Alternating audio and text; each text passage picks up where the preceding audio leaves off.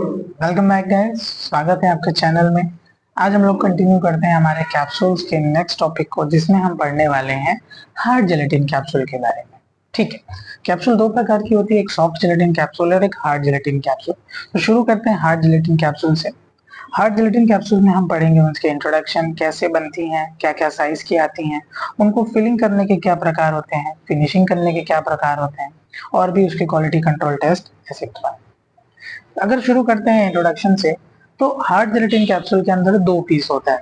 ठीक है। एक सिलेंड्रिकल बॉडी होती है और एक कैप होती है। जो कैप होती है वो छोटी होती है, जो कि लॉन्ग पीस के ऊपर फिट हो जाती है। जब हम दूसरों को एक दूसरे के ऊपर लगते हैं तो वो एक दूसरे के अंदर स्लाइड कर जाते हैं। ठीक है। ड्रॉ करके बता दूं, ये हो गई अगर बॉडी, तो कैप इसके ऊपर ऐसे आराम से स्लाइड कर जाती है। ठीक है। प्रोडक्शन कैसे करते हैं हार्ड जेलेटिन कैप्सूल का? बहुत ही सिंपल है।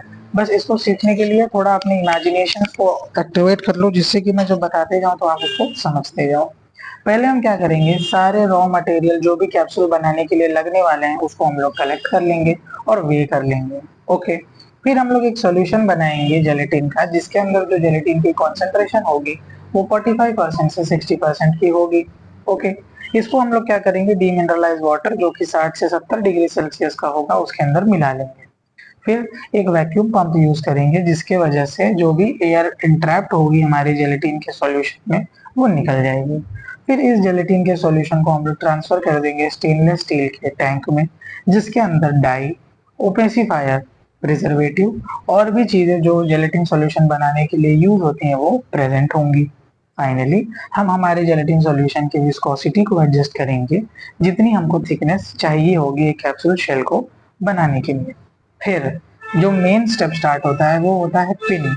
ये जो पिन्स आप देख रहे हो ऐसी, ये पिन्स होती हैं, ऐसी लगी होती हैं हमारे एक बेस पे। वो बहुत सारी हो सकती हैं, ऐसे ये लगी होती हैं। ठीक है।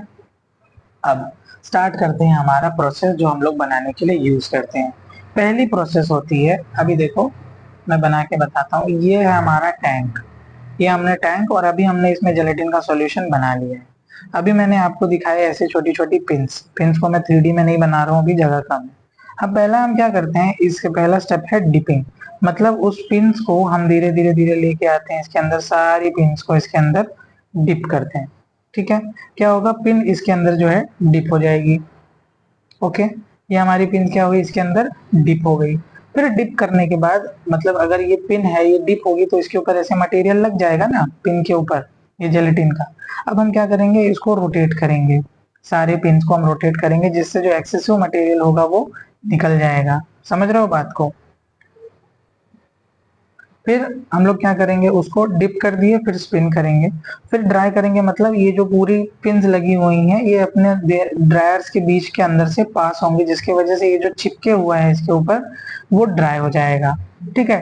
ड्राई करने के बाद क्या करेंगे, स्ट्रिप करेंगे। फॉर एग्जाम्पल ये पिन थी, उसके ऊपर ये जेलेटिन का शेल था, अब ये हीट की वजह से ड्राई हो गया। फिर उसको हम लोग बाहर निकाल लेंगे, पिन से हमारा शेल ऐसे बाहर आ जाएगा। फिर आता है स्टेप ट्रिमिंग। हो सकता है ये बड़ा लगा हो, किसी पे छोटा लगा हो, किसी पे एकदम छोटा लगा हो, तो हम लोग क्या करेंगे, इसको इक्वल साइज में सबको ट्रिम कर लेंगे। समझ रहे हो? तो आ गया ट्रिमिंग। फिर आ गया ज्वाइनिंग। जो हेड और बॉडी है उसको क्या करेंगे, ज्वाइन कर लेंगे। ठीक है। और ज्वाइन करने के बाद हम लोग करते हैं पॉलिशिंग, यानी कि इस शेल को हम लोग क्या करते हैं, पॉलिश कर लेते हैं, और शेल जो है रेडी हो जाता है। ये था सिंपल स्टेप में। अब थोड़ा टेक्निकल टर्म में भी पढ़ लेते हैं। पहला आता है डिपिंग। 150 पेयर की स्टेनलेस स्टील मोल्ड पिन होती है, जिसको हम जेलेटिन के प्रिपरेशन में डिप करते हैं, जिसकी विस्कोसिटी और बॉडी जो भी है, बॉडी और कैप जो है रहती है। ठीक है। फिर हम लोग क्या करते हैं, स्पिन करते हैं, उसको हम लोग रोटेट करते हैं। फिर हम लोग उसको ब्लास्ट ऑफ कूल एयर के अंदर पास कर देते हैं, जिससे कि वो ड्राई हो जाता है। फिर हम उसको स्ट्रिप कर देते हैं। ब्रॉन्ज के जॉ होते हैं जो कैप और बॉडी के पोर्शन को स्ट्रिप कर देते हैं। फिर हम उसको ट्रिम कर देते हैं, लिखा है ना जैसे कि ट्रिम एज रिक्वायर्ड लेंथ। फिर ज्वाइन कर देते हैं और फिर पॉलिश कर देते हैं एसिला कोटा से। इस पूरी प्रोसेस को करने में 45 मिनट का टाइम लगता है। इंस्पेक्शन भी किया जाता है, जो भी इम्परफेक्ट कैप्सूल है उसको रिमूव करने के लिए, और फिर उसको स्टेरलाइज और पैक कर दिया जाता है। ये रहा डायग्राम, मैंने भी बनाया था और यहाँ भी बना हुआ है। डिपिंग हमने डिम किया, स्पिन किया, फिर ड्राई किया, उसके बाद देखो स्ट्रिप कर दिया ये वाले प्रोसेस में। ये वाले स्टेप में देखो स्ट्रिप कर दिया, उसके बाद उसको कट कर दिया, ज्वाइन कर दिया और पॉलिश कर दिया। ओके, अब बात कर लेते हैं साइज ऑफ कैप्सूल की, किस प्रकार में कैप्सूल की साइज आती है। ह्यूमन यूज के लिए जितनी कैप्सूल बनती है देखो इंच पैटर्न में बनती है, ठीक है, इस लाइन में 00000012345, ठीक है। जो 5 होती है स्मॉलेस्ट होती है और जो 000 है सबसे बड़ी साइज होती है कैप्सूल की। बेस्ड ऑन द कैपेसिटी हम लोग इसको बांटे हैं, ठीक है। तो इतनी प्रकार की होती है 8। कोई अगर आपसे पूछता है कैप्सूल कितने साइज की आती है तो आप बोलोगे 8 साइज की, 00000012345।